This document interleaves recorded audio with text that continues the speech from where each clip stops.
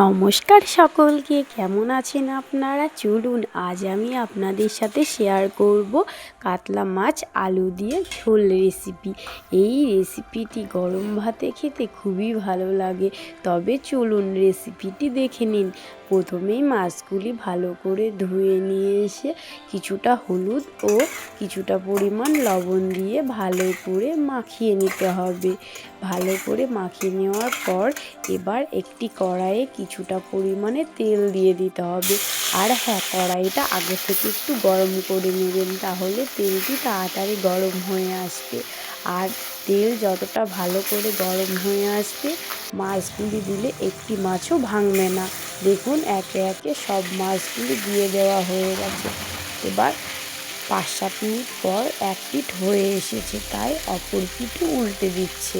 আর এই মাছগুলি ভালো করে লাল লাল করে ভেজে নেবে। দেখুন এপিট ওপিট করে ভালো করেই ভেজে নিতে হবে। তাই মা ভালো করে ভেজেও নিচ্ছে।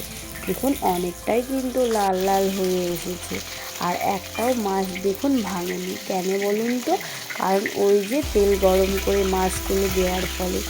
এবার আবারও কিছুটা মাছ ছিল, আবারও সেমভাবে ওই তেলের মধ্যে একে একে সব মাছগুলো দিয়ে দিল। যেহেতু আগেই তেলটি গরম ছিল, তাই এবার আর তেল গরম করতে হয়নি। দেখুন একে একে সব মাছগুলোই দিয়ে দিয়েছে। আবারও 5-7 মিনিট হয়ে গেছে, তাই অপর পিঠ উল্টেও নিচ্ছে। আর হ্যাঁ, আপনারা কারা কারা কাতলা মাছ খেতে পছন্দ করেন অবশ্যই জানাবেন। আর নইলে অন্য কোনো মাছ খেতে সবচেয়ে বেশি পছন্দ করেন সেটাও জানাবেন। দেখুন গল্প করতে করতে মাছ ভাজা হয়েও এসেছে, তাই মা সব মাছগুলো একে একে তুলেও নিচ্ছে। এবার আবারও ওই কড়াইয়ের মধ্যেই কিছুটা পরিমাণে পাঁচফোড়ন, শুকনো লঙ্কা ও তেজপাতা দিয়ে দিয়েছে। আর আগে থেকে কেটে রাখাই আলুগুলোও দিয়ে দিয়েছে। দিয়ে ভালো করে লাল লাল করে এই আলুগুলোও ভেজে নেবে। তাই দেখুন ভালো করে নাড়াচাড়া করে নিচ্ছে। এবার 5 মিনিট পর কিছুটা পেঁয়াজ কুচিও দিয়ে দিল। যেহেতু একসঙ্গে ভাজা ভাজা হয়ে আসবে, তাই একেবারেই দিয়ে দিয়েছে। দেখুন ভালো করেই নাড়াচাড়া করে নিচ্ছে।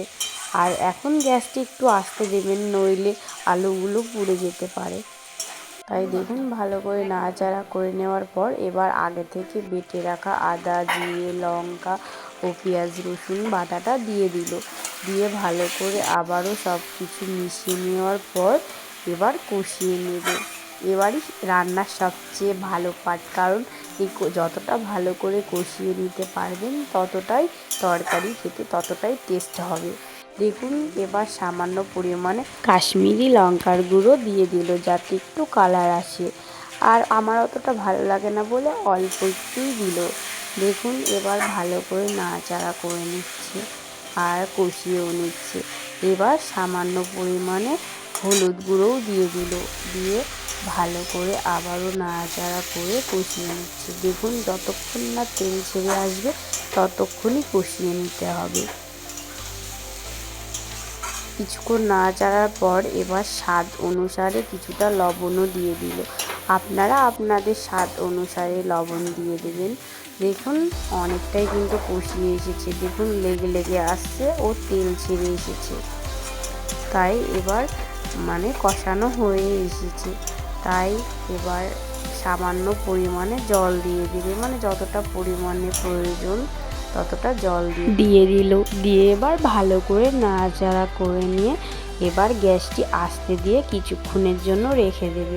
দেখুন গ্যাসটি আস্তে দেওয়ার ফলে আলুগুলো খুব সুন্দর নরম হয়ে যাবে।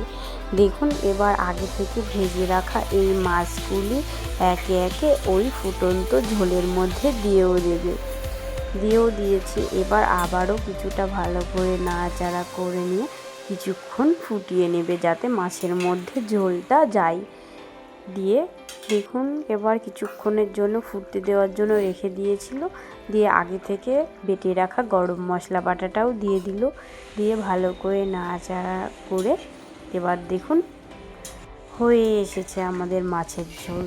তো বলুন আজকের এই রেসিপিটি আপনাদের কেমন লাগলো? ভালো লাগলে একটি লাইক ও কমেন্ট করবেন। চ্যানেলটি অবশ্যই সাবস্ক্রাইব করবেন।